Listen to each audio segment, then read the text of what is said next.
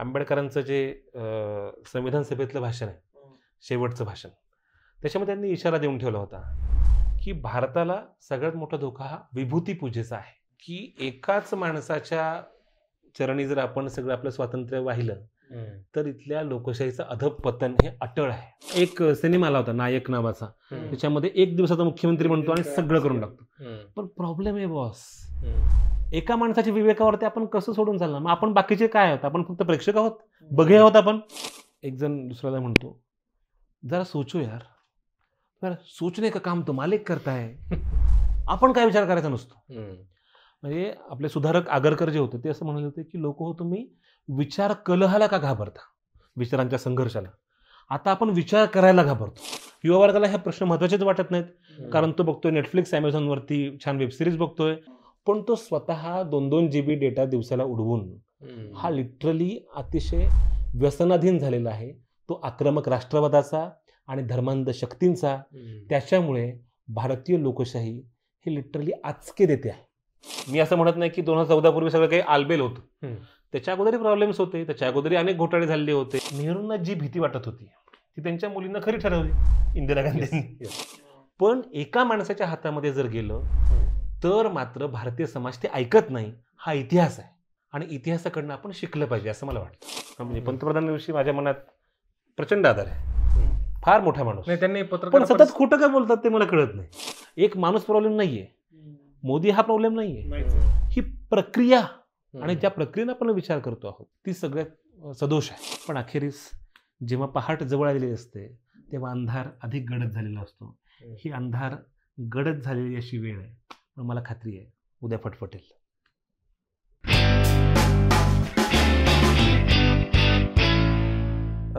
मित्रांनो, आजकाल काय झालंय ना, आपण सगळेच सोशल मीडिया असेल किंवा टी व्हीवरती बातम्यांमध्ये सतत त्यांना तो एक शब्द कानावर पडत असतो की लोकशाहीचा खून होतोय, लोकशाही कोमात आहे, तिचा गळा घोटला जातोय.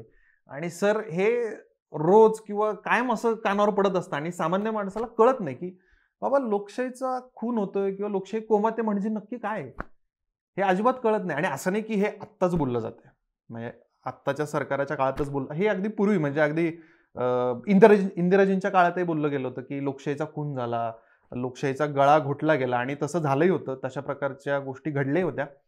पण हे आत्ताही बोललं जात आहे. तर हे बोललं जाणं, लोकशाही कोमात असणं म्हणजे नक्की काय बाबा? नाही, हा प्रश्न खरोखरच महत्वाचा आहे की आता नेमकं लोक म्हणतात की लोकशाही मेली आहे, लोकशाहीचा गळा घोटला जातोय, तर ह्याचं नक्की करायचं काय आणि हे याचा नेमका अन्वयार्थ लावायचा कसा. आणि आता तू म्हटलंस तसं की सगळं आपण एक 75 वर्ष पूर्ण केली आपण, स्वातंत्र्याचा अमृत महोत्सव झाला आणि आता संविधान आपण 1950 साली स्वीकारलं आणि आता त्याला सुद्धा 75 वर्ष पूर्ण होतील पुढच्या वर्षी. तर त्याचा सुद्धा म्हणजे सुरू झालेला आहे की आता 75 वर्ष आपण एवढं सगळं केलेलं आहे.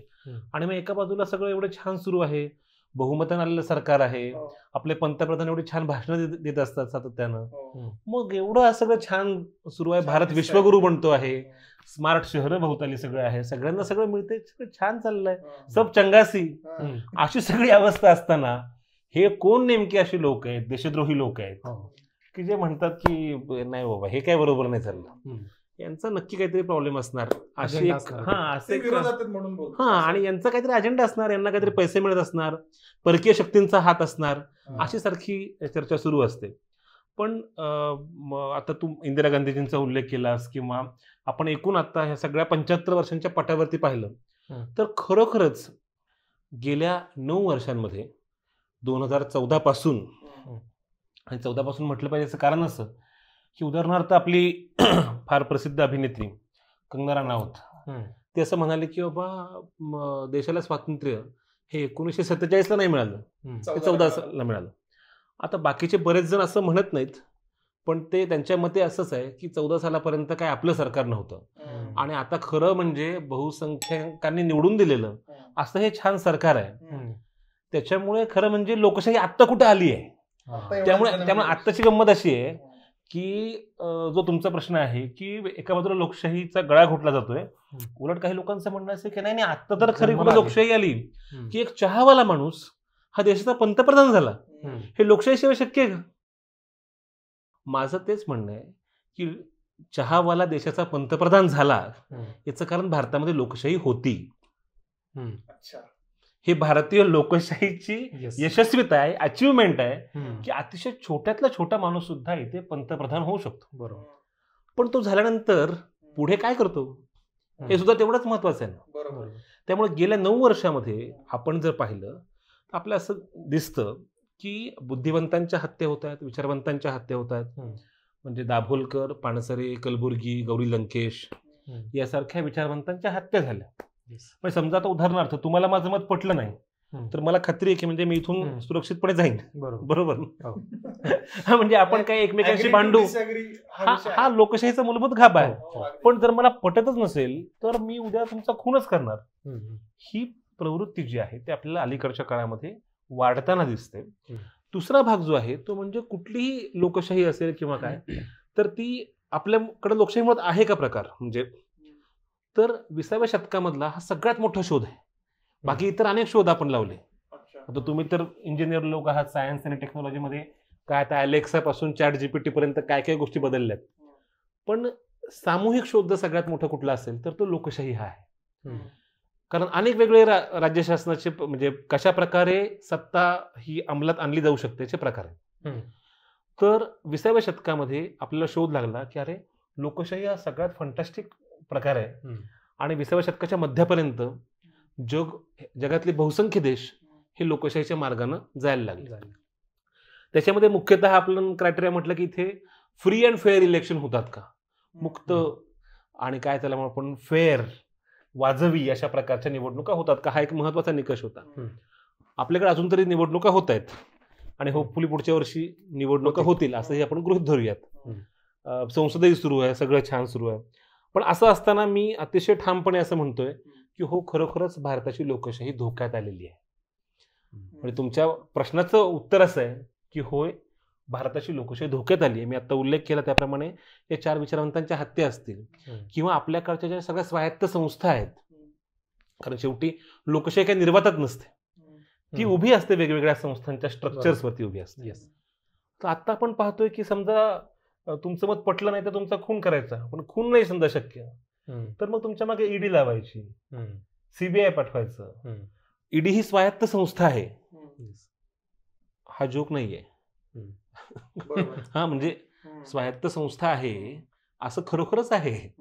आता असं म्हणता येऊ शकतं इलेक्शन कमिशन ही कॉन्स्टिट्युशनल बॉडी आहेच ना. हे सगळं कधी काळी होतं म्हणजे आपल्याकडे.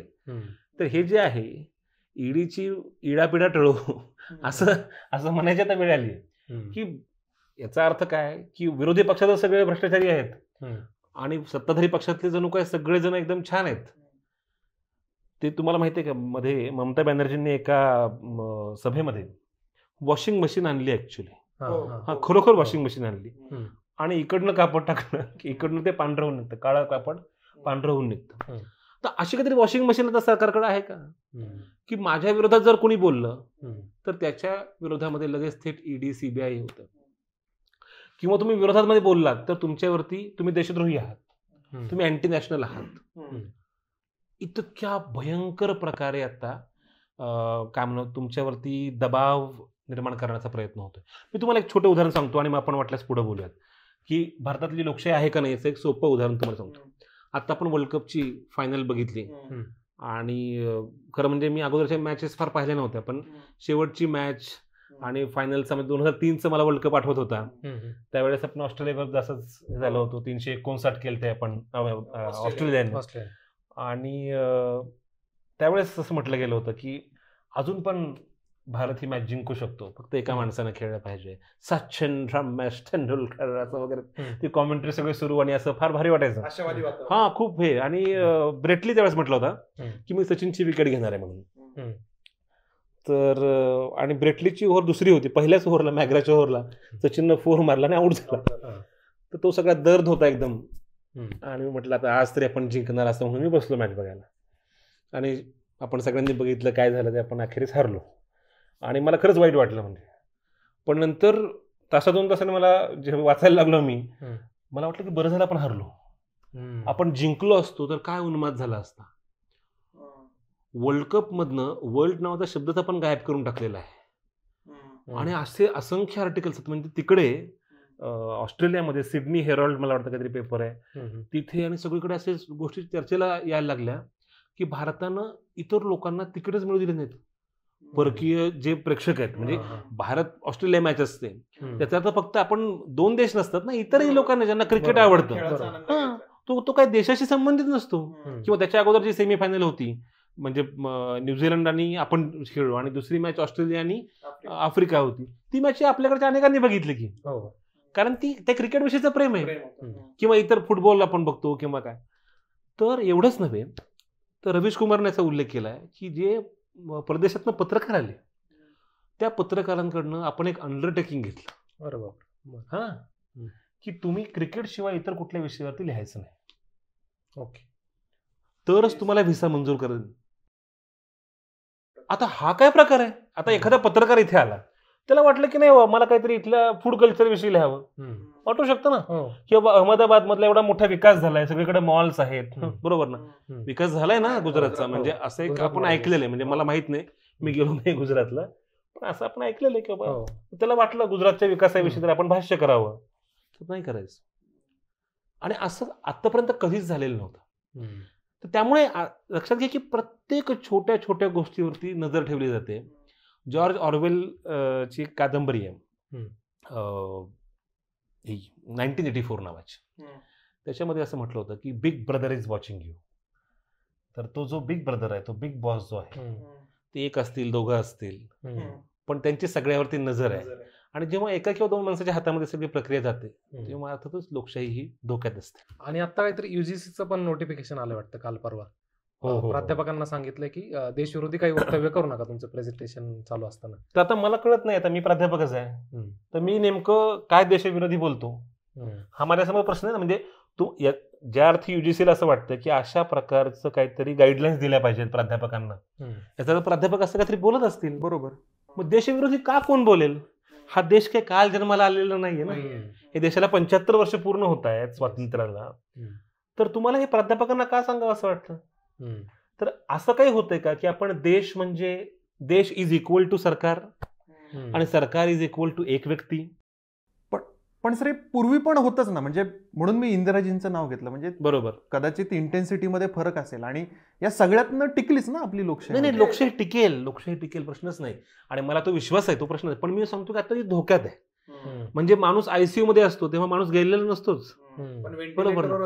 हा, पण तेव्हा आपल्याला भीती वाटते, आपल्याला काळजी वाटते, ती काळजी तर व्यक्त केली पाहिजे. तुम्ही म्हणता की याच्या अगोदर असं होतं. मला एक उदाहरण सांगा की लिंचिंग झालं, याच्या अगोदर मॉब लिंचिंग झालं, जमाव आला आणि जमावानं ठरवून एखाद्याला मारलं. आणि परत बरं, मला एक उदाहरण सांगा असं की ज्यांनी मारलं त्यांचा एखाद्या केंद्रीय मंत्र्यानं सत्कार केला. आपल्याकडे अशा गोष्टी झाल्या, बाकायदा झाल्या.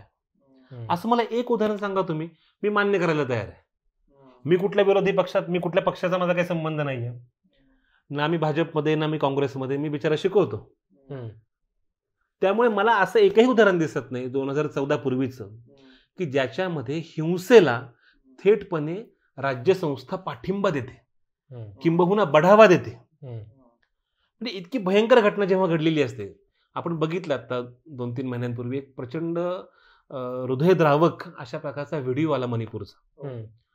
आणि खरं म्हणजे पंतप्रधानांचं हे काम आहे, कुठल्याही खरं म्हणजे नेत्याचं काम आहे हे, की जेव्हा देशामध्ये एखादं घर जळतंय आपण काय करू, त्या ठिकाणी जाऊ, काय नेमकी समस्या समजावून घेऊ. बरं, हे ते नव्हे, भारतीय जनता पक्षाचे नेते त्यांना सांगत होते. 1-2 नव्हे, जवळपास गेले 6 महिने मणिपूर जळतं, हे अजूनही मणिपूर शांत झालेलं नाही.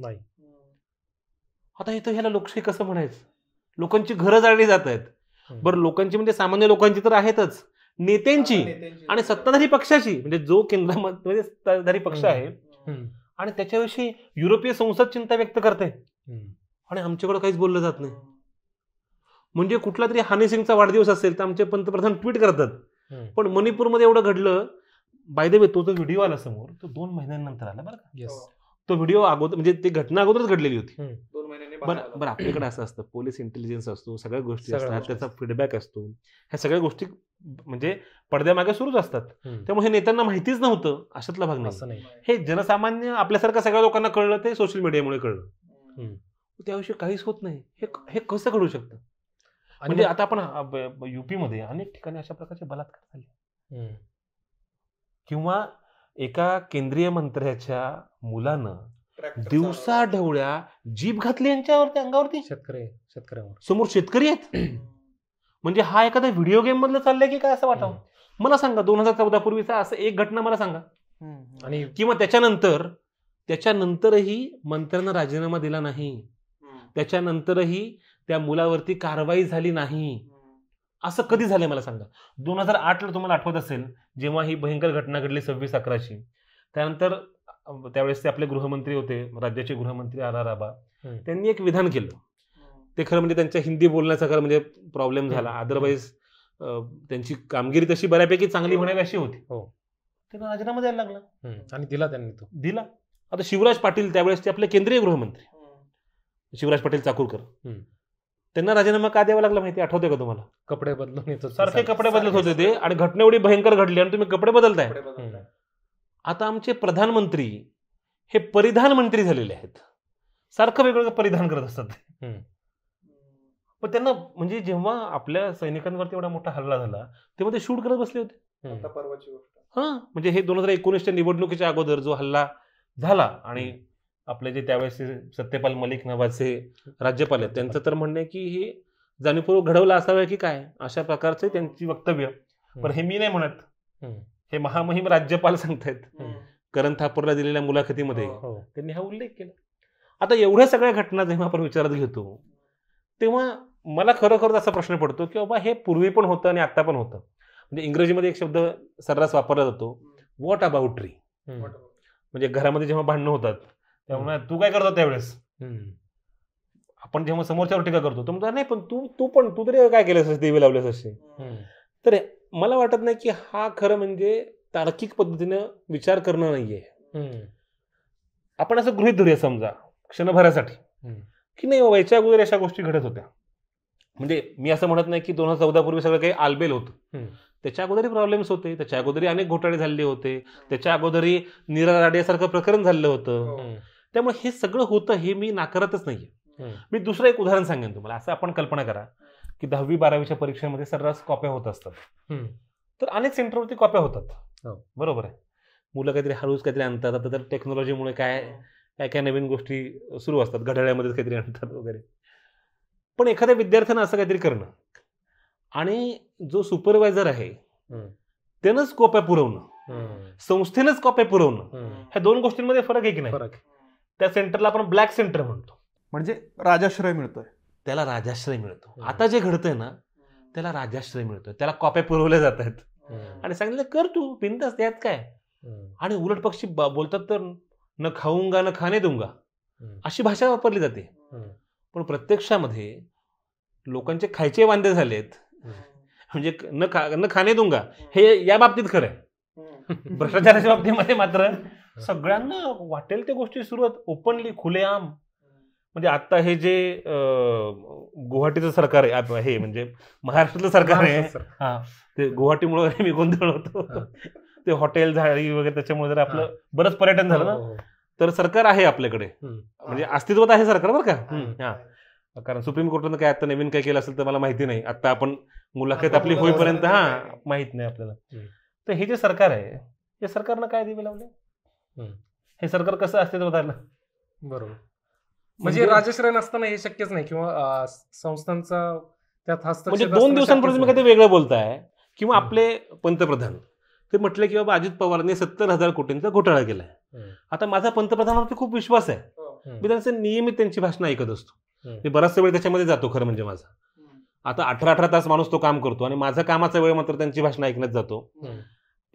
पण त्या भाषणामध्ये त्यांनी असं सांगितलं, मी म्हटलं अरे एवढ्या कोटीचा घोटाळा केलाय, आणि 2 दिवसांनी तेच अजित पवार पंतप्रधानांसोबत होते आणि पंतप्रधानांना टिळकांच्या नावे पुरस्कार होता. म्हटलं हे लयच भारी कार्यक्रम आहे. मग आता मी कुठल्या पंतप्रधानांचा विश्वास ठेवायचा? म्हणजे 2 दिवसांपूर्वी बोललेल्या की त्याच्यानंतर त्यांच्यासोबत स्टेज शेअर करणार आहे, काहीतरी पाहिजे ना. म्हणजे दुभंग व्यक्तिमत्व असा एक शब्द प्रयोग मानसशास्त्रामध्ये केला जातो किंवा मल्टीफ्रेनिक ज्याला म्हणतात, किंवा असा शतखंडित झालेला माणूस. त्यामुळं आज तो वेगळं बोलतो त्याला लक्षात राहत नाही. तो गजनी पिक्चर होतो की नाही, की त्याला विसरून जातो तो आपण 15 मिनिटापूर्वी काय बोललो. किंवा ते तसं आपल्या पंतप्रधान झाले असं माझं म्हणणं नाही बरं का. म्हणजे पंतप्रधानांविषयी माझ्या मनात प्रचंड आदर आहे. फार मोठा माणूस. नाही, त्यांनी पण पत्रकार सतत खोटं काय बोलतात ते मला कळत नाही. हे मला अडचण तेवढीच आहे फक्त. म्हणजे एवढा मोठा माणूस, एवढा मोठा वक्ता, आणि काय काय म्हणजे काय काय केलं त्यांनी. म्हणजे मला आंबेडकरांचं डेमोक्रेसी बद्दल एक वाक्य आठवलं. ते म्हटलेले की democracy is not form of government, it is form of social organisation. अगदी अगदी अगदी नाही ती लोकशाही खरं म्हणजे जीवनशैलीच आहे. म्हणजे ती तर आत्ता आपण जे बोलतोय ना, म्हणजे लोकांना वाटतं की सरकारवर टीका करणं किंवा सरकार म्हणजेच देश, एक पक्ष आणि त्याचं सरकार आणि तेच म्हणजे देश आणि ते म्हणतील तीच लोकशाही. तर आंबेडकरांना जे अपेक्षित होतं ना सोशल ऑर्गनायझेशन, तर ते म्हणजे काय? कारण तुम्ही अर्थात राज्यशास्त्राचे शिक्षक आहात आणि तुम्ही त्यामुळे तुम्हाला हे विचारतोय की सोशल ऑर्गनायझेशन हे काय अपेक्षित होतं आंबेडकरांना. अगदी म्हणजे आता आपण जेव्हा म्हणतो की बाबा लोकशाहीचा अर्थ केवळ निवडणुकांपुरता पण सीमित केला जातो किंवा राज्यसत्तेपुरता मर्यादित केला जातो. खरं म्हणजे लोकशाही ही घरापासून सुरू होते. म्हणजे घरामध्ये कोण कोणती कामं करतं. म्हणजे घरामध्ये स्वयंपाकघरामध्ये कोण असतं, हॉलमध्ये कोण असतं, पेपर कोण वाचत असतं, बँकेचं काम कोण करतं आणि घरातले कपडे शिवून आणायचं काम कोण करतं. ह्याचे आपल्याला माहिती आहे. आपण म्हणजे आपण किती काही जरी म्हटलं तरी स्त्री पुरुष ही जी विभागणी आहे ती होतेच होते. आणि तिथपासून खरी लोकशाही सुरू होते ना की बाबा नाही मुलींना जायचं तर ती नर्सिंगलाच जायचं आणि तू जायचं तर तू इंजिनिअरिंगला मेडिकलला जायचं. एवढं ठरलेलं ना. मला वाटतं तुमच्याकडे मेकॅनिकलला मुली नसतात ना. कुठे मुली मेकॅनिकलला मुली नसतात. मुलं बिचारे किती म्हणजे त्यांची मला समस्या माहिती आहेत. म्हणजे की काहीच बिलकुल हिरवळ नाही, काही नाही, कसं हे करायचं. म्हणजे तर गमतीचा भाग सोडून द्या. मुद्दा असा की लोकशाही इथून सुरू होते की मला जे निवडायचंय ते निवडण्याचं स्वातंत्र्य आहे का. ते जर घरामध्ये नसेल तर ते देशात कसं असेल. ती सुरुवात घरापासून आहे ना. लोकशाही म्हणजे बेसिकली काय की आपण निर्णय एकत्रपणे घेतो, सामूहिकपणे निर्णय घेतो. आता अनेकदा गंमत अशी असते की तो सामूहिकपणे निर्णय घेतोय असा आभास निर्माण केला जातो. प्रत्यक्षामध्ये घरातला जो कर्ता पुरुष आहे तो सगळे निर्णय, महत्वाचे सगळे निर्णय हा तोच घेत असतो. अपवाद आहेत, गोष्टी बदलत आहेत घरांमध्ये सुद्धा. मी काही जनरलाइज करत नाही त्या गोष्टी, पण बहुतांश घरांमध्ये आपल्याला हे दिसतं. तर आपण साधं असं म्हणतोय की एक शॉर्ट फिल्म होती, मला ते नाव विसरतो त्याचं मी, की आपल्याला साधं की आता सुट्टी लागली तर आपण मामाच्या घरी जायचं का काकाच्या घरी जायचं. साधा प्रश्न आहे ना. तर तो तुम्ही निर्णय कसा घेता तिथपासून लोकशाही सुरू होते ना. बरोबर की तुम्ही आता अनेकदा अशी पण समस्या असते की बाबा घरात 4 लोक ते म्हणले, 2 लोक म्हणले इकडे, 2 लोक म्हणले तिकडे जायचं. मग शेवटी निर्णय कोणाचा अंतिम ठरतो. तर हे जे सत्ता संबंध आहेत ते जर घरामध्ये नीट नसतील, गावामध्ये नीट नसतील, शेवटी असं की 2 प्रकारे लोकशाहीकडे पाहता येऊ शकतं. म्हणजे जी आपण म्हणतो की तळापासून ते वरपर्यंत आणि वरच्या याच्यापासून, वरच्या स्तरापासून ते तळापर्यंत. आणि ह्या दोन्ही पातळ्यांवरती आपल्याला डेमोक्रेसीचं स्ट्रक्चर हे जर अधिक मजबूत असेल, ती केवळ पंतप्रधान काहीतरी छान आहेत म्हणून हे होत नाही किंवा केवळ गाव पातळीवरती काहीतरी चांगली गोष्ट घडते म्हणून ते होत नाही. ह्या दोन्हीमध्ये एक मोठं फ्रेमवर्क उभा आहे आणि त्याचा परस्परांशी संबंध आहे. त्यामुळे जर कुटुंब हे असेल तर मग गावामध्ये असेल, मग तालुक्यामध्ये असेल, मग जिल्ह्यामध्ये असेल, ही सगळी जी त्रिस्तरीय आपली पंचायत राजची व्यवस्था आहे तर ती सक्षम आहे का. म्हणजे अनेकदा आपण असं पाहतो आणि तो शब्दप्रयोग आता रूढ झालाय की सरपंचपती, की 73व्या घटना दुरुस्तीनंतर आरक्षण आलं आणि त्याच्यानंतर मग अनेक महिला सरपंच झाल्या, सभापती झाल्या. प्रत्यक्षामध्ये ते निर्णय घेत नाहीत. त्यांचा पती असेल किंवा त्यांचा भाऊ असेल, वडील असतील, असा कोणतरी पुरुष माणूस घरातला हा निर्णय घेतो, केवळ सांगतो नव्हे प्रत्यक्ष सही करतो. म्हणजे डॉक्युमेंटवर ऍक्च्युअली त्या माणसाची सही, पुरुषाची सही असते. तर लोकशाही तिथून सुरुवात आहे ना. त्यामुळे ती सोशल ऑर्गनायझेशन असं जेव्हा आपण म्हणतो तेव्हा ती केवळ काय संसदेपुरती सीमित नाही, ती निवडणुकांपुरती सीमित नाही, ती तुमच्या दररोजच्या जगण्यामध्ये. जसं मी म्हटलं की तुझं मत मला पटत नाहीये पण ठीक आहे म्हणजे हे मी स्वीकारणं, दुसऱ्याचा सन्मान करणं आणि मुख्य म्हणजे असहमतीला अतिशय आदरपूर्वक पाहणं, ही लोकशाहीची सगळ्यात. म्हणजे आता आंबेडकरांचा उल्लेख केला म्हणून मला एकदम आठवलं.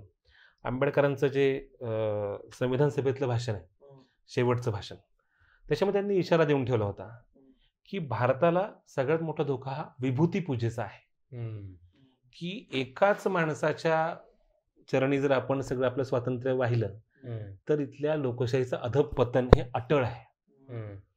कारण ते म्हटले आपल्याला अशी सवय आहे, जसं महाभारतामध्ये आहे, यदा यदा ही धर्मस्य ग्लानिर्भवति भारत वगैरे, धर्माला जेव्हा ग्लानी येते तेव्हा असा एक माणूस येतो, तो स्पायडरमॅन. तो येतो आणि तो सगळं बदलून तो शहेनशाह. हे जी गंमत आहे हे आपल्या मनामध्ये कुठेतरी आहे.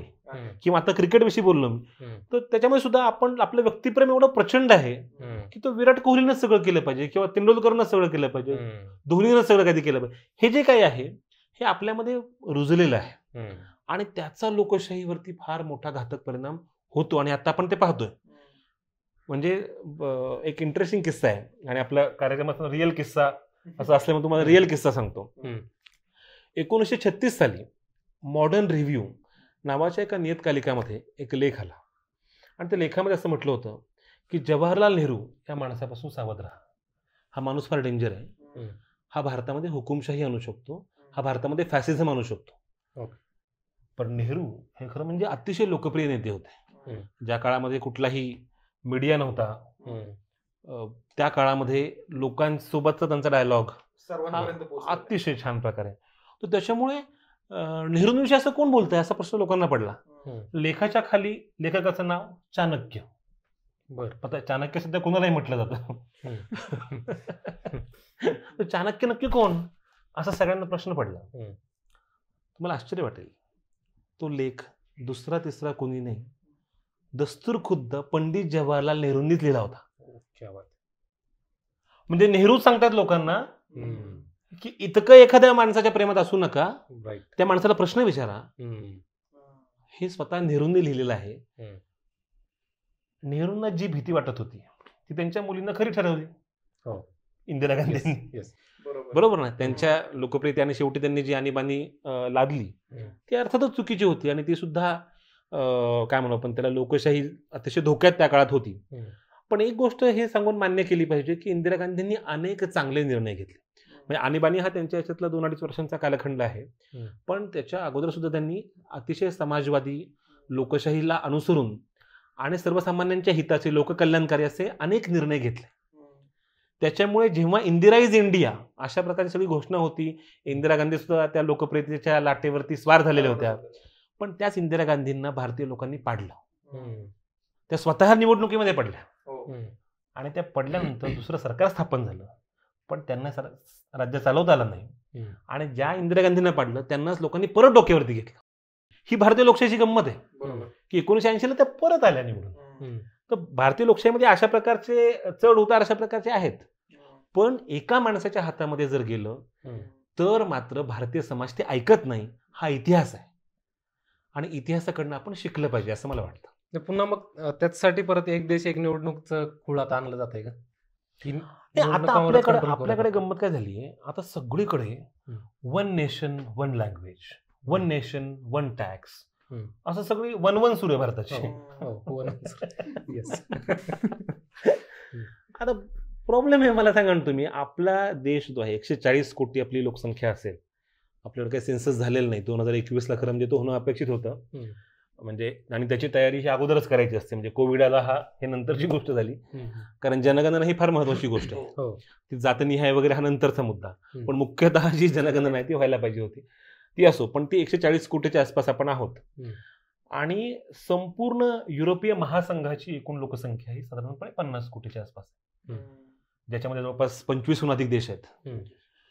तर त्यांची एकूण लोकसंख्या जेवढी नाही त्याच्या आपली जवळपास 2.5 पट लोकसंख्या एकट्या भारताची आहे.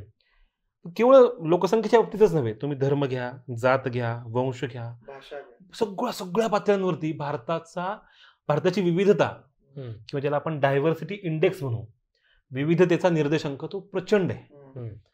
त्याच्यासोबत डील कसं करायचं की सगळ्यावरती एकच रंग मारायचा, सगळ्यांनी एकाच भाषेत बोला. अनेकांना असं वाटतं की 1 नेशन 1 लँग्वेज, अरे हिंदी ही आपली राष्ट्रभाषा नाहीये. म्हणजे हे सांगितलं पाहिजे पुन्हा पुन्हा लोकांना की कलम 350 नुसार ह्या लिंक लँग्वेजेस आहेत, हिंदी आणि इंग्लिश, की तुम्हाला कळलं तर पाहिजे म्हणून त्या हिंदी आणि इंग्रजी ह्या लिंक लँग्वेजेस म्हणजे दुवा साधणाऱ्या लँग्वेजेस आहेत.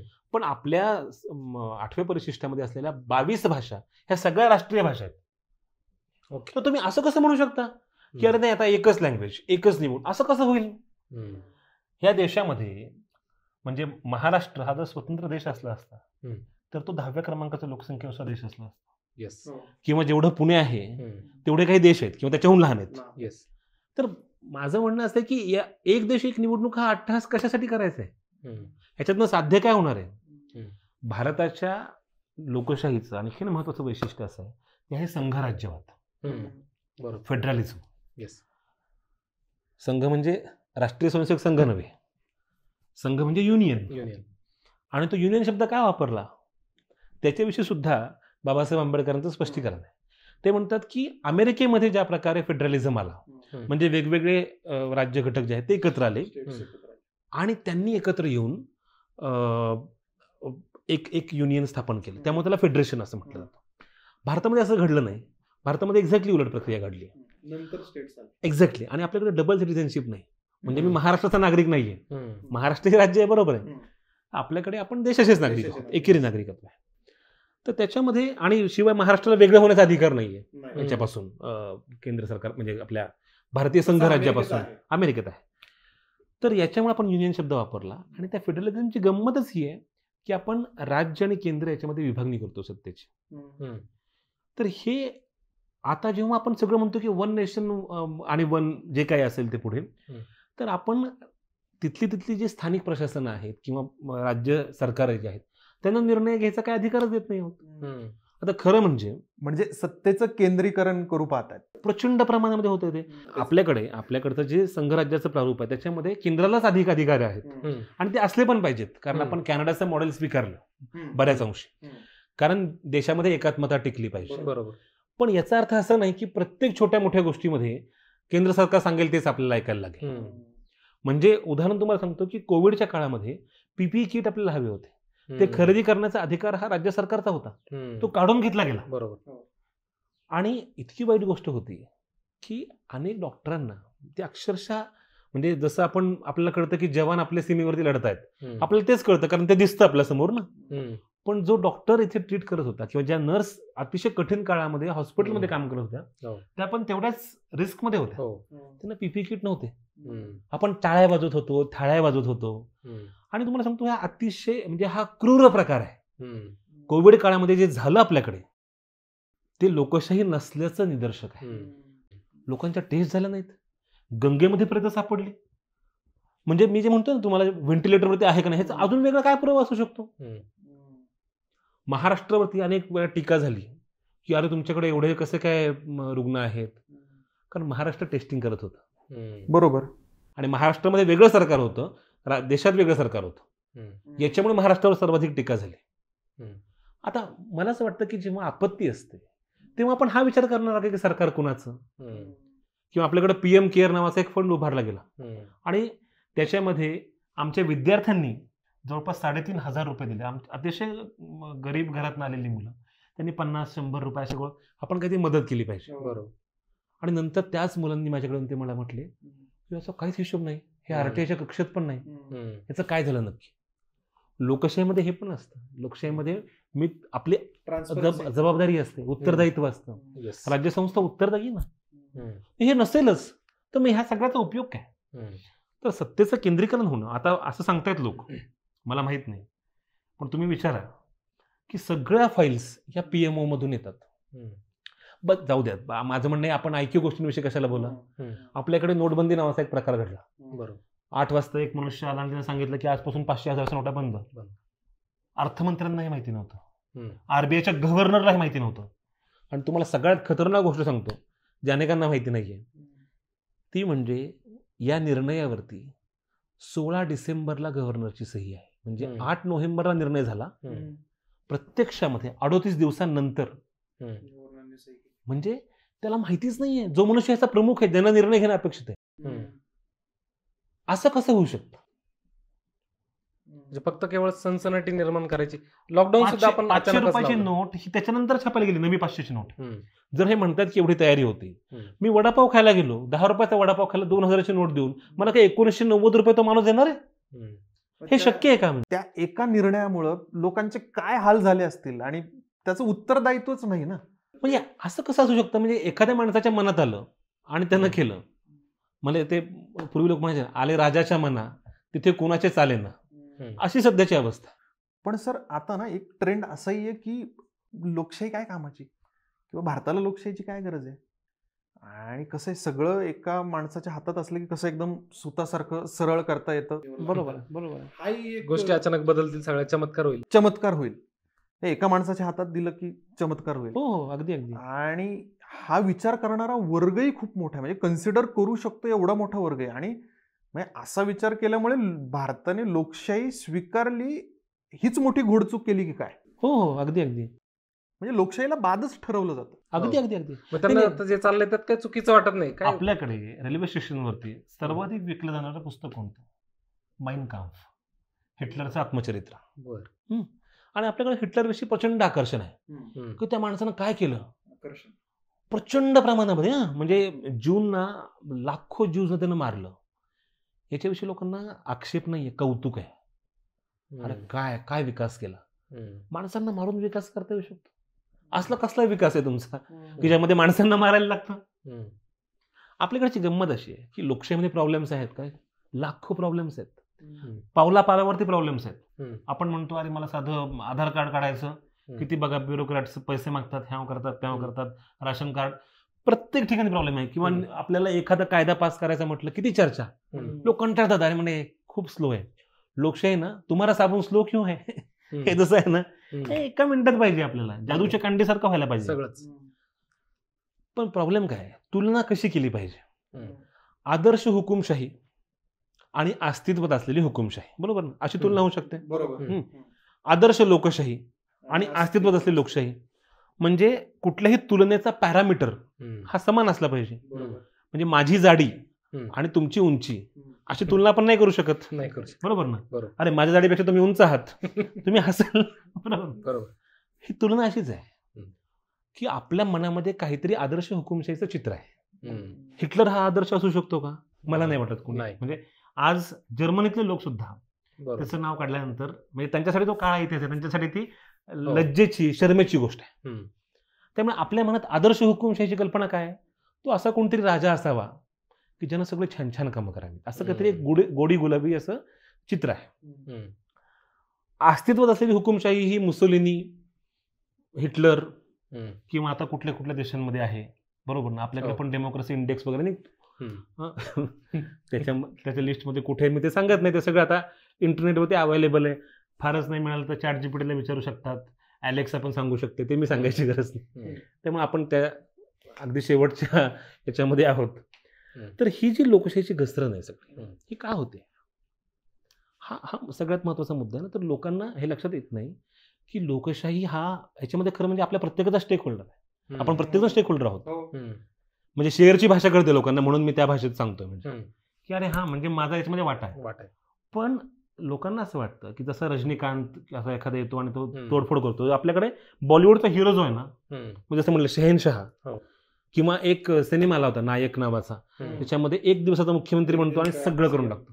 पण प्रॉब्लेम आहे बॉस, एका माणसाच्या विवेकावरती आपण कसं सोडून चालणार. मग आपण बाकीचे काय आहोत, आपण फक्त प्रेक्षक आहोत, बघे आहोत आपण. लोकशाहीमध्ये सगळ्यात गंमत येते की आपल्या प्रत्येकाचा से आहे. तो प्रत्येकाचा से, प्रत्येकाचं म्हणणं हे उमटवण्याकरता एक पद्धती आपण निवडली. त्यासाठी आपण म्हटलं की नाही 140 कोटी लोक एका वेळेस नाही बोलू शकत, म्हणून आमच्यासाठी आमदार आहे, म्हणून आमच्यासाठी खासदार आहे, तो आमचं म्हणणं मांडेल. बरोबर. पण तो जर आमचं म्हणणं न मांडता डोंगर झाडी बघत जर कुठे कुठे गेला तर काय करायचं. तर ती लोकशाहीची प्रथा नाही. म्हणून प्रॉब्लेम असा आहे की लोकांना जरी हुकुमशाहीविषयीचं आकर्षण असलं तरी लोकशाही हाच सर्वोत्तम मार्ग असू शकतो, कारण त्याच्यामध्ये तुमचं माझं प्रत्येकाचं म्हणणं उमटण्याची शक्यता आहे. ही शक्यताच आहे. म्हणजे म्हणजे कुठलीच प्रक्रिया ही पूर्णपणे परिपूर्ण असते, परफेक्ट असते असं नसतं. नाही, ती शक्यता इकडे दुसऱ्या बाजूला नाहीये ना. हुकुमशाही जो मुळात प्रॉब्लेम आहे. म्हणजे लोक जसं म्हणतात की युद्ध करण्यावर तुम्हाला काय वाटतं, म्हणलं युद्ध हीच समस्या आहे. युद्ध हे उत्तर असूच शकत नाही. हिंसा हाच प्रॉब्लेम आहे. तसं हुकुमशाही हा आपापतः बाय डिफॉल्ट अंतर्निहितच प्रॉब्लेम येतो. त्यामुळे ते उत्तर असूच शकत नाही. पण ही गोष्ट खरी आहे की आपल्या सगळ्यांच्या मनामध्ये हुकुमशाहीविषयी प्रचंड आकर्षण आहे, कारण आपण व्यक्तिपूजेमध्ये पूर्णपणे बुडालेले लोक आहोत. मग ती व्यक्तिपूजा बॉलिवूडमधल्या हिरोची असेल, क्रिकेटमधल्या बॅट्समनची असेल किंवा इकडच्या नेत्याची असेल, बाबा बुवांची असली. हा बाबाबुवांची असेल. हे सगळ्या पातळीमध्ये आपल्याला दिसतं. आणि त्याच्यामध्ये पण एक सूत्र आहे, कारण हे सगळ्याचं एकच प्रेक्षकाने एकच, तो तिकडं नागरिक आहे, इकडं प्रेक्षक आहे, इकडं त्या क्रिकेटचा चाहता आहे, तो तोच माणूस आहे.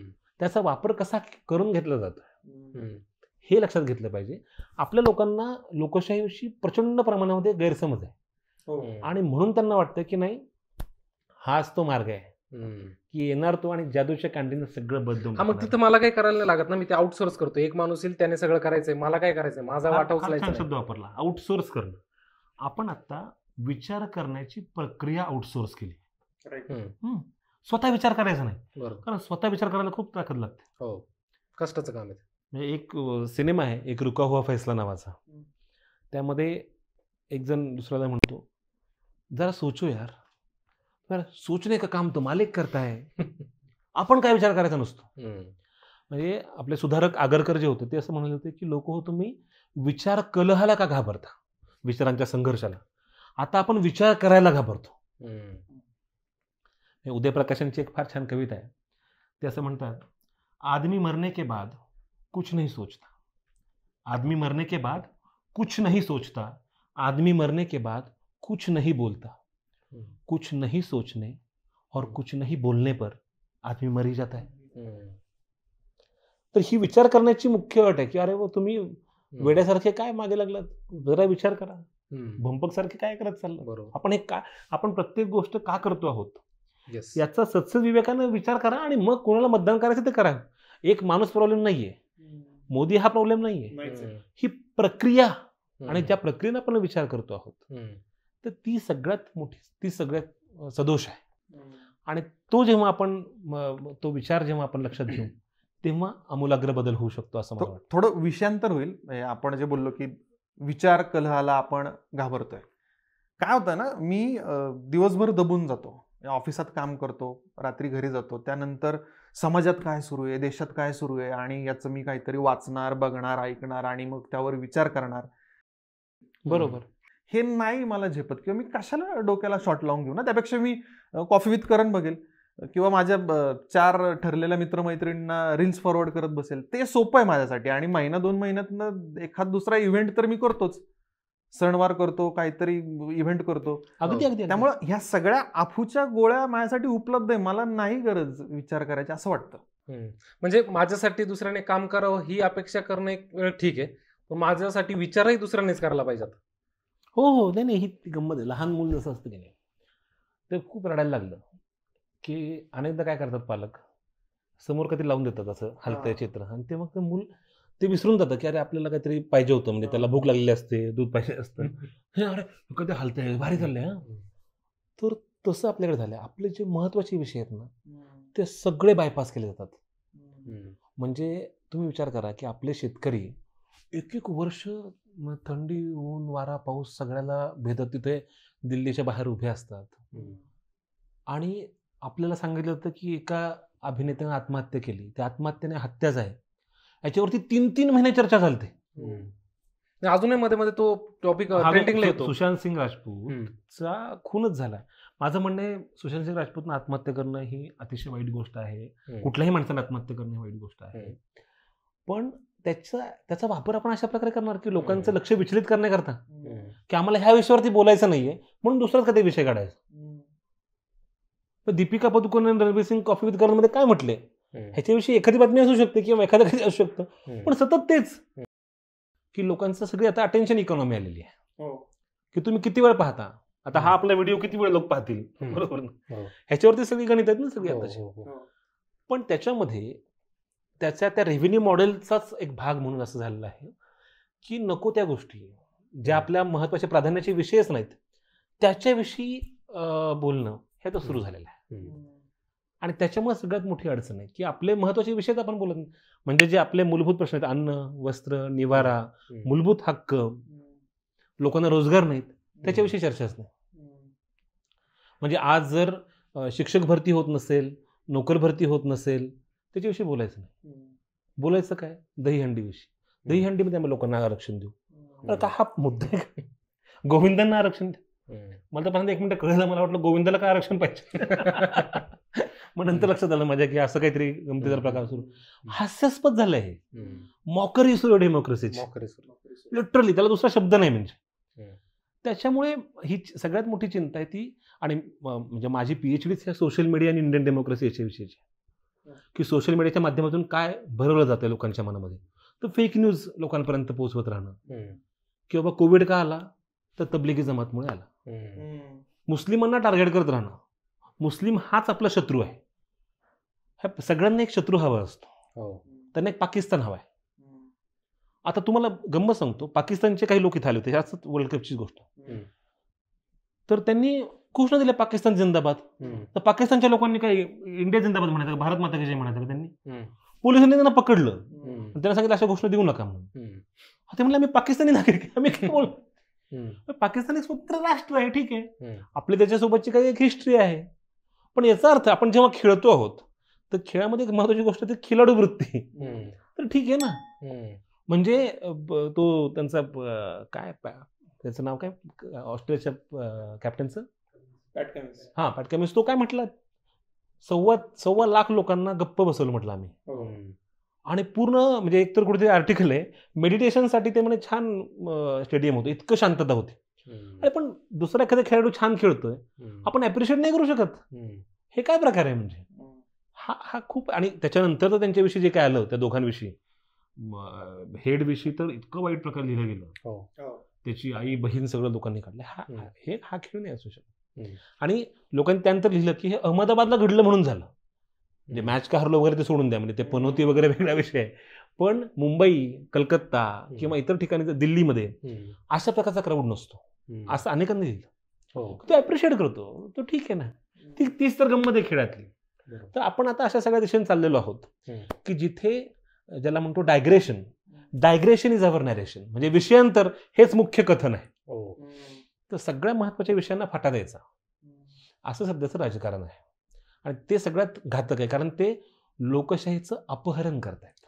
नाही, आणि आजकाल डेमोक्रेसी किंवा लोकशाही या शब्दाला फॅसिनेशनच नाहीये, कारण ते खूप ओल्ड स्कूल शब्द वाटतो तो, आणि ते लोकशाहीची व्याख्या पण खूप ओल्ड स्कूल वाटायला लागली. कारण सोशल मीडियातनंच इतकं ते सगळं आलंय की हिटलर आणि ते सगळं, ते खूप फॅसिनेटिंग वाटतं म्हणजे सगळ्यांनाच आजकाल. त्यामुळे मला नाही वाटत आपण आता जे बोलतोय ना ते किती लोकांना कसं ते महत्वाचं आहे किंवा काय हे पटेल किंवा काय नाही. त्याची गंमत अशी आहे की मुळात समजा मला नोकरी नाही आहे, तर मला नोकरी नाही यायचं कारण अनेकांना वाटतं नाही बाबा काय आता मार्केटमध्ये एवढं स्पर्धा आहे, अमुक आहे तमुक आहे, पण मला जॉब मिळणं, मला त्याच्यासाठीच ही जबाबदारी सरकारची. सरकारला उत्तरदायी मानणं, म्हणजे सरकार ही आता एक स्वतंत्र कंपनी झाली आहे ज्याचा आपल्याशी काही संबंध नाही म्हणजे. आणि जो नागरिक आहे तो नागरिक राहिलेला नाहीये, तो एक प्रकारे ज्याला म्हणतो आपण तसा कंझ्युमर असतो. मला ना हे IPLच्या खेळासारखं वाटतं, म्हणजे आपल्या देशाचंही त्या IPLच्या खेळासारखं झालंय. म्हणजे तुम्ही मुंबई इंडियन्सचे फॅन आहात, मी CSKचा फॅन आहे, आणि या टीमला सपोर्ट करण्यासाठी आम्ही काही करू शकतो. म्हणजे आम्ही एवढे फॅन आहे की आम्हाला तिथं ती खेळ भावना किंवा खिलाडू वृत्ती काही दिसत नाही. तसंच आहे ना आपल्या देशाचं झालंय, म्हणजे तिथं त्या IPL मध्ये त्या टीम्स क्रिकेटपेक्षा मोठ्या झाल्यात. आणि तसं आपल्या देशात आपण ज्या लोकांना, ज्या पक्षाला निवडून दिलंय, सत्तेत बसवलंय देशाचा कारभार करण्यासाठी, तर तो पक्ष किंवा त्या व्यक्ती आपल्या देशापेक्षा मोठ्या झाल्यात, कारण की आम्ही एवढे फॅन होत त्यांचे की त्यांना सपोर्ट करण्यासाठी आम्ही काही करू. तर असं असेल तर कसं चालेल? तर तसं ते राष्ट्रवादाचं एक आपल्याला अफूची गोळी दिलेली आहे, धर्मांध शक्तींची एक मोठी अफूची गोळी दिलेली आहे. आणि सगळ्या धर्मांमध्ये ह्या धर्मांध शक्ती आहेत, असं कुठला धर्म नाही, म्हणजे हिंदू असतील, मुस्लिम असतील, ख्रिश्चन असतील, सगळ्या धर्मांमध्ये लोक असे आहेत की हमारा धर्म खतरे में आहे. आपल्याकडे हिंदू जास्त, त्यामुळे ते म्हणतात हिंदू धर्म खतरे में. मला हे पटतच नाही, म्हणजे तर लॉजिक खतरे में आहे. म्हणजे मला हे लॉजिकच कळत नाही की बहुसंख्याकच म्हणायला लागले अल्पसंख्याकांना की हम खतरे में है. आणि जे मोगलांच्या आक्रमणाखाली टिकले, ब्रिटिशांच्या आक्रमणाखाली टिकले, तेच आता खतरे में असं म्हणतात. तीच तर सगळ्यात गंमत आहे ना, कारण अशाच प्रकारचा प्रचार, अशाच प्रकारचा प्रोपगंडा, गोबेल्स नावाचा जो हिटलरचा प्रचार प्रमुख होता, तो हेच सांगायचा की तुम्ही एकच गोष्ट 100 वेळा खोटी सांगा तर 101 वेळा जेव्हा मी ऐकेन ती तेव्हा मला वाटलं की अरे नाही हेच खरं आहे. अशा प्रकारे ते हॅमर करा. तर आता सोशल मीडियावरनं हेच हॅमर केलं जातं पुन्हा पुन्हा पुन्हा. एवढंच नाही, फेसबुकवरती खूप गमती जमती केल्या जातात. तुम्ही ऐकलं पण असेल म्हणजे की रीच कमी करणं, येस. की एखादा विरोधात बोलतोय, तुम्ही काही कीवर्ड्स अल्गोरिदम बदलणं, मणिपूर शब्द टाकला तर ती पोस्ट पोहोचतच नाही. तर ते अशा अनेक गमती सुरू आहे. त्यामुळे ऑलरेडी सगळा मीडिया जो आहे तो पूर्णपणे यांच्या ताब्यात आहे. रवीश कुमार सारखा मॅक्सेसे विजेता पत्रकार त्याला एनडीटीव्ही सोडायला लागतो. नाही, पण मीडिया त्याला मॅक्सेसे मिळाल्यानंतर आमच्या पंतप्रधान सुद्धा अभिनंदन सुद्धा करत नाही. तो हे कुठले लोकशाही आहे मला कळत. ठीक आहे, तुम्हाला आवडत नाही समजा रवीश कुमार, तर हरकत नाही, पण त्याला आंतरराष्ट्रीय ख्यातीचा पुरस्कार मिळाला तरी तुम्ही त्याला एक अभिनंदनाचा शब्द बोलत नाही. आणि त्याला शेवटी सोडायला लागतं. म्हणजे अख्खा गोदी मीडिया ज्याला म्हटलंय, हा रवीशचा शब्द आहे पुन्हा, तो ताब्यातच आहे सरकारच्या. आणि जो ताब्यात नाही सोशल मीडिया त्याच्यावरती पण अशा प्रकारे नियंत्रण आहे. म्हणजे जे लोकशाहीचे 4 प्रमुख स्तंभ आहेत, कायदे मंडळ, कार्यकारी मंडळ, न्याय मंडळ आणि मीडिया. तर मीडिया हा पूर्णपणे अशा प्रकारे ताब्यात आहे. न्याय मंडळावरती इतकं प्रकारचं दडपण आहे की ते फक्त सल्ले देत आहेत. आणि 2018ला आपल्याला माहिती आहे की 4 न्यायाधीशांनी पत्रकार परिषद घेतली. म्हणजे जज, म्हणून ते सांगतो 14 पूर्वी घडलं होतं का? नाही घडलेलं अशा प्रकारचं. तर गेल्या 75 वर्षात, गेल्या 60 वर्षात जे ते नेहमी म्हणत असतात असं नाही झालेलं. तर ते प्रचंड दबावाखाली आहेत. काही न्यायाधीश अर्थातच प्रामाणिक आहेत, ते त्यांच्यापर्यंत बोलतात. पण एकूण न्याय संस्था म्हणून ती पूर्णपणे, म्हणजे लोकांना आत्ता कळतंय की अरे एक सरकार जे पूर्णपणे बेकायदेशीर आहे, महाराष्ट्रातलं आत्ताचं सरकार हे बेकायदेशीर आहे आणि त्याला न्यायालयानं अनेकदा फटकारलं तरी सुद्धा ते निर्लज्जपणे सत्तेमध्ये आहेत. हे लोकांना दिसतंय ना. ही कुठली लोकशाही आहे? न्यायालयाने फटकारले मला परत ती शक्यता आहे, ती दुगदुगी आहे. ती मी म्हटलं ना की व्हेंटिलेटरवरती आम्ही श्वास सुरू आहे ना, श्वास सुरू आहे लोकशाहीचा. सगळं बंद झालेलं आहे. कार्यकारी मंडळ हे पूर्णपणे तुमच्या हातात आहे. अधिकाऱ्यांवरती प्रचंड दबाव. ते खासगीत पण बोलत नाहीत. त्यांना वाटतं इथं मी रेकॉर्डिंगवर लावलं का काय, स्पाय कॅमेरे आहेत की काय. त्यामुळे कार्यकारी मंडळ आणि संसद तर पूर्णपणे नोटीस बोर्ड झालेला आहे. संसद हे असते कशासाठी? भले आम्ही विरोधात असू, सत्तेत असू, पण चर्चा, वाद विवाद प्रतिवाद, म्हणजे अमर्त्य सेन यांचं जे पुस्तक आहे आर्ग्युमेंटेटिव्ह इंडियन्स नावाचं, ते ह्या सगळ्या परंपरेविषयी बोलतं की भारतीयांची सगळी ही वादविवादाची परंपरा आहे आणि त्याच्यातनं काहीतरी तुम्हाला गवसतं, सिंथेसिस होतं. तर ही प्रक्रिया पूर्णपणे बंद आहे. म्हणजे काश्मीर सारखा ते आर्टिकल 370च्या संदर्भातला निर्णय होतो आणि तो फक्त सांगितलं होतं, एका दिवसात संपतं, चर्चाच होत नाही. इतका मोठा निर्णय जो इतक्या काळापासून प्रलंबित आहे, त्याला अनेक प्रॉब्लेम्स आहेत, त्याला अनेक आयाम आहेत, खूप कॉम्प्लेक्स प्रश्न येतो. पण त्याचं उत्तर एवढं सोपं नाही असू शकत की आम्हाला आज वाटलं आणि उत्तर दिलं. किंवा नोटबंदी समजा करायची असेल, समजा आपण असं गृहीत धरू की हा समजा निर्णय बरोबर आहे असंही गृहीत धरूयात, पण त्याची चर्चा व्हायला पाहिजे की नाही? अर्थतज्ञांना विचारलं पाहिजे. थोडंफार म्हणजे शिकलेली माणसं सगळी सुकलेली असतात असं नाही, बरोबर ना?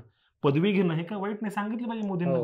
आणि समजा पदवी नसेल घेतलेली तरी काय प्रॉब्लेम नाही. बरोबर, आपल्याकडे वसंतदादा आहे, त्यांचं काही शिक्षण झालेलं नव्हतं, पदवी नव्हती त्यांच्याकडे, म्हणून काही ते वाईट नेते ठरत नाहीत. पण प्रत्येक क्षेत्रामधले तज्ज्ञ असतात, तज्ज्ञांना विचारलं पाहिजे. हे सरकार आणि आता त्यांनी जे वातावरण निर्माण केलंय ते पूर्णपणे बुद्धिवादाच्या विरोधामधलं आहे, तज्ज्ञ विरोधी आहे. आणि त्याच्यामुळे सगळ्यात मोठे म्हणजे मी मतच जाणून घेत नाही समोरच्याच. One nation one person. त्यामुळे एका व्यक्तीनं सगळं जे काय म्हणाल, एकटाच माणूस मन की बात करतोय. लोकांचं काही पत्रकार परिषद नाही. गेल्या 9 वर्षामध्ये 56 इंची छातीचा माणूस एक साधी पत्रकार परिषद घेऊ शकत नाही. मला कमाल वाटते. दिस इज बियॉन्ड इमॅजिनेशन. की अरे बाबा आमचे मोदीले ग्रेट आहेत, मान्य ग्रेट आहेत, पण त्यांनी उत्तर द्यावीत ना आमच्या प्रश्नांची. किंवा पीएम केअरचा पैसा गेला कुठे? पत्रकार परिषद तुम्ही का आरटीआय मध्ये घेतली हा प्रश्न. किंवा मतदार यादीमधनं एवढे लाखो मुस्लिमांची नाव अचानक गायब कशी काय होतात? व्हीव्हीपॅटवरचा डेटा हा 1 वर्षभर ठेवायला लागतो, तो 3 महिन्यातच गायब कसा काय झाला? विचारू ना आम्ही त्यांना. 20,000 कोटी कसे आले? अदानींसोबतचे तुमचे काय नेमके संबंध आहेत?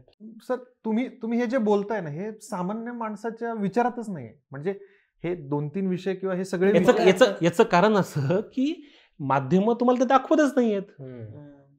म्हटलं ना, माध्यमं त्यांच्या पूर्णपणे त्यांच्या हातामध्ये आहेत, सरकारच्या हातामध्ये आहेत, एका माणसाच्या हातामध्ये आहेत. देशातला जवळपास 50%हून अधिक इलेक्ट्रॉनिक मीडिया हा एका व्यक्तीच्या हातामध्ये, लिटरली एका व्यक्तीच्या हातामध्ये. जगातला जवळपास 1/3 युजर्सचा डेटा इंस्टाग्राम, फेसबुक आणि व्हॉट्सॲप हा एका व्यक्तीच्या हातामध्ये आहे तिथे, ज्याला आमच्या भाषेमध्ये ऑलिगोपॉली म्हणतो आपण, अल्पजनशाही.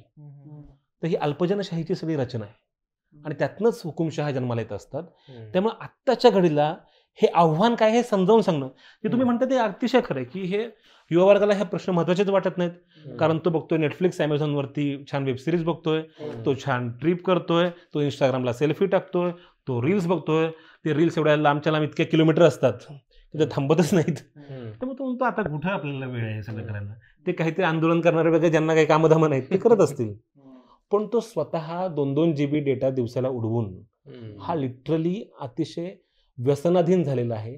तो आक्रमक राष्ट्रवादाचा आणि धर्मांध शक्तींचा. त्याच्यामुळे भारतीय लोकशाही हे लिटरली आचके देते आहे.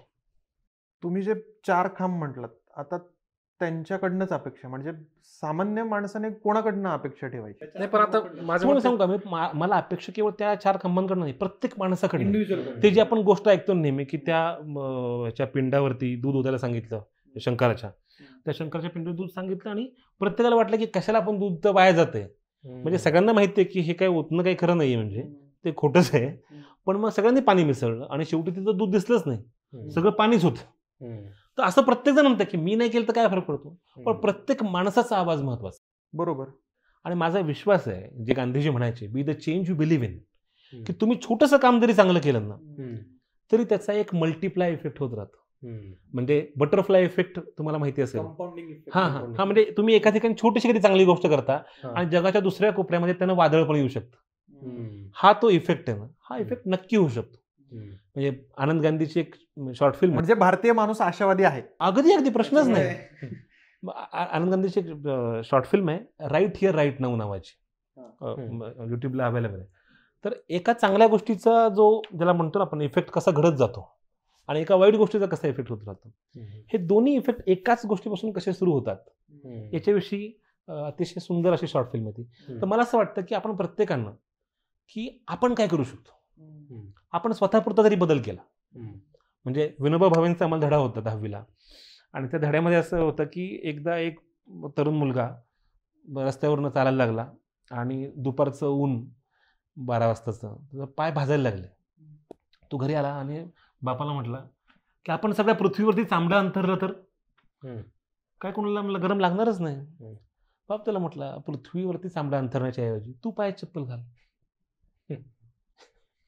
तर मला असं वाटतं की आपण आपली चप्पल घालूयात, आपण स्वतःपासून बदल करूयात, आणि स्वतःपासून बदल केले तर हळूहळू, कारण आपण शेवटी भाग असतो. आपण अनेकदा पर्यावरणाविषयी बोलतो, आपण माणूस आणि पर्यावरण, अरे तू पर्यावरणाचा भाग आहे, तू निसर्गाचा भाग आहे, माणूस ही पण एक प्रजातीच आहे. तेव्हा आपण स्वतःचा विचार करूयात आणि स्वतःचा विचार ह्या लार्जर पर्स्पेक्टिव्हमध्ये, लार्जर कंटेक्स्टमध्ये करूयात, तर मला वाटतं हा बदल घडू शकतो. मला एक विचारायचं होतं की असं कसं असू शकतं, बऱ्याच जणांना असा प्रश्न पडतो की मी सरकार विरोधी भूमिका घेतोय, म्हणजे मी राष्ट्रविरोधी भूमिका घेतोय, मग मी राष्ट्रवादी नाहीये. तर आणि यालाच जोडून एक हे आहे की मी पंतप्रधानांविषयी बोलतोय म्हणजे मी देशाविरोधी बोलतोय असं समजलं जातं. म्हणजे व्यक्तीला विरोध नाहीच आहे हे समजूनच घेतलं जातं. हा मुख्य भाग जो आहे की सरकार म्हणजे काही देश असत नाही किंवा एक व्यक्ती म्हणजे सरकार असत नाही.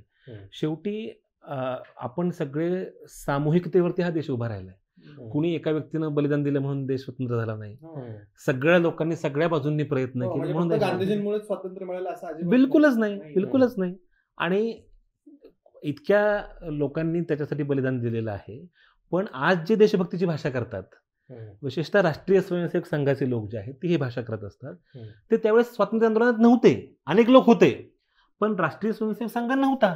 ही फॅक्ट आहे, ते आपलं मान्य करायला लागेल. आणि इतिहास बदलता येत नाही, पाठ्यपुस्तकं बदलता येतात पण म्हणून इतिहास बदलत नाही. तर त्याच्यामुळे हा देश या सगळ्यांच्या सामूहिक योगदानावरती उभा आहे. या देशामध्ये लोकशाही आणि लोकशाही ही मुळातच सामूहिक गोष्ट आहे. हा पहिला भाग. त्यामुळे ती म्हटलं ना की सरकार म्हणजे देश नाही, की आपण या देशाच्या परंपरेविषयी आपल्या सगळ्यांना अभिमान आहे. तर मोदींवर टीका केली म्हणजे तुम्ही देशावर टीका केली असं होत नाही. असं नाही होत. किंवा सरकार म्हणजे देश असं पण असू शकत नाही. सरकारविषयी आपले मतभेद असूच शकतात. मतभेद असण्यामध्ये काय अडचण आहे. म्हणजे मगाशी मी नेहरूंचा उल्लेख केला. नेहरूंना एकानं गाढव म्हणून दाखवलं होतं. शंकर म्हणून होता, शंकर पिल्लई, त्याचं ते कार्टून होतं. आणि त्याच्यानंतर नेहरूंनी त्या याला कार्टुनिस्टला फोन केला आणि would you prefer coffee with donkey असं त्याला विचारलं. त्यांना जे काही निर्णय घ्यायचा त्यांनी घेतला असेल, पण त्यांनी त्याला जेलमध्ये नाही टाकलं. त्याच्यावरती NSA नाही लावला, UAPA नाही लावला, त्याला राष्ट्रद्रोही म्हणून घोषित नाही केलं, त्याला अर्बन नक्सल नाही म्हटलं. That's the beauty of democracy. की अरे माझा ठाम मतभेद असतील, आपण वेगवेगळ्या विचारधारेचे असू, आपण एकत्र असू शकतो. असा भारत आहे, तो होता, म्हणून तर आपण पुढे गेलो. जर आपण ही सगळीच परंपरा खंडित केली तर आपला विनाश अटळ आहे. बरोबर. एवढ्या प्रवासात आपण त्या गोष्टी करत बसलो असतो, एका व्यक्तीच्या मागे लागत असलो, तर जी काय प्रगती केली ती साध्यच झाली नसते आतापर्यंत. अगदी अगदी. तर ही सगळी जी बुद्ध कबीरापासूनची सगळी परंपरा आहे आपली, बुद्ध असेल, कबीर असेल, महानुभाव असेल, वारकरी असेल, मीरा असेल, ही सगळी ढाई आखर प्रेम के, ही प्रेमाची परंपरा आहे, सहभावाची परंपरा आहे. आणि ती परंपरा आहे म्हणून आपण आहोत. कुठलाही देश, कुठलाही समाज हा हिंसेवर आधारलेला असू शकत नाही, द्वेषावर आधारलेला असू शकत नाही. प्रेम हीच जगण्याची जीवनशैली असू शकते, ती आपण अंगीकारली पाहिजे. त्याच्यातच आपल्याला आशा आहे असं मला वाटतं. आणि मला अजूनही असं वाटतं की शेवटी अशा प्रकारचे कालखंड येत असतात कुठल्याही समाजामध्ये, कुठल्याही देशामध्ये, पण अखेरीस जेव्हा पहाट जवळ आलेली असते तेव्हा अंधार अधिक गडद झालेला असतो. ही अंधार गडद झालेली अशी वेळ आहे, पण मला खात्री आहे उद्या फटफटेल. रिअल किस्सावरती आपण सगळ्यांनी आता हा व्हिडिओ पाहिला. मी तुम्हाला सगळ्यांना विनंती करेन की तिथं जो खाली थंब आहे त्याच्यावरती क्लिक करा आणि सबस्क्राईब व्हा आणि आवर्जून सांगा तुमच्या प्रतिक्रिया.